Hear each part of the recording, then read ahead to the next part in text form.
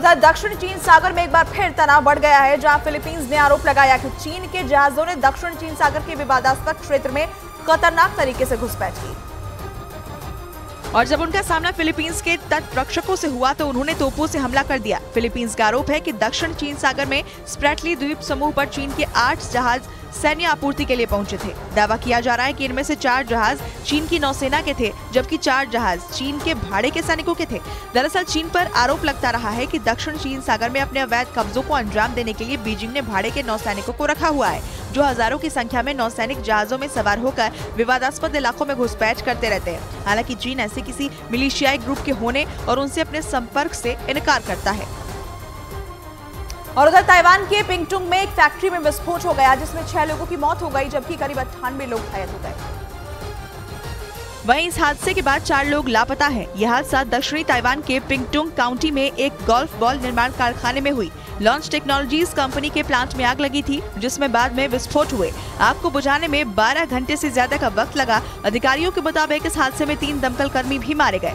आग लगने और उसके बाद हुए विस्फोटों के कारणों की जांच की जा रही है।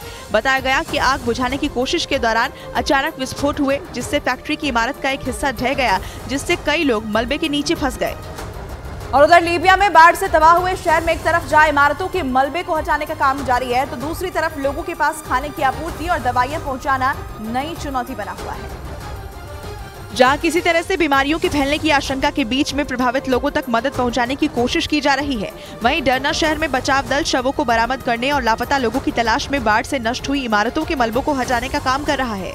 इस महीने की शुरुआत में भारी बारिश के कारण पूर्वी लीबिया में घातक बाढ़ आई थी। 11 सितंबर को 2 बांधों के ढहने की वजह से आई बाढ़ ने पूरे डरना शहर को तबाह कर दिया और हजारों लोगों की जान ले ली। वहीं पिछले हफ्ते अमेरिका में गायब हुए F-35 फाइटर जेट से जुड़ी एक बड़ी खबर आई है। उस फाइटर जेट के पायलट की दुर्घटना के बाद N11 पर बात हुई, जिसमें पायलट ये कहता है कि उसे नहीं पता कि उसके लड़ाकू विमान का क्या हुआ। बातचीत से ऐसा लग रहा था कि पायलट और 911 का ऑपरेटर दोनों ही भ्रमित हैं और एक दूसरे की बात सही से नहीं समझ पा रहे थे और ना समझा पा रहे थे। ये दुर्घटना दक्षिण कैरोलिना में हुई, जब अमेरिका के सबसे खतरनाक और सबसे सुरक्षित माने जाने वाले F-35 लड़ाकू विमान के गायब होने की खबर आई। 17 सितंबर की दुर्घटना के एक दिन बाद अमेरिकी सेना को F-35B लाइटनिंग 2 का मलबा मिला। इसी F-35 लाइटनिंग 2 से बाहर निकले पायलट ने पैराशूट समेत एक घर में लैंड किया था और उस घर के मालिक ने 911 पर कॉल करके पायलट की बात कराई थी, तो पायलट ने सूचना दी कि उसे नहीं पता कि उसके विमान के साथ क्या हुआ। इस बीच रूस और यूक्रेन जंग से जुड़ा एक वीडियो सामने आया है, जिसमें यूक्रेन की ओर से दावा किया जा रहा है कि उनके हवाई हमले में रूस के ब्लैक फ्लीट हेडक्वार्टर को तबाह कर दिया गया। रूस के मीडिया में भी ये खबर प्रमुखता से चलाई जा रही है कि सेवास्तोपोल का एक वीडियो लोकल टेलीग्राम चैनल पर जारी किया गया, जिसमें पहले से जलती हुई बिल्डिंग में एक मिसाइल के गिरने और विस्फोट होते हुए दिख रहा है। रूस के रक्षा मंत्रालय ने शुरुआत में दावा किया था कि इस हमले में एक कर्मी की मौत हो गई, जिसे बाद में सही करते हुए लापता करार कर दिया गया, जबकि रूस के कब्जे वाले सेवास्तोपोल के गवर्नर के मुताबिक इस हमले में कोई भी जख्मी नहीं हुआ। वहीं यूक्रेन ने जिम्मेदारी ली कि उनकी वायुसेना ने मिसाइल अटैक को अंजाम दिया।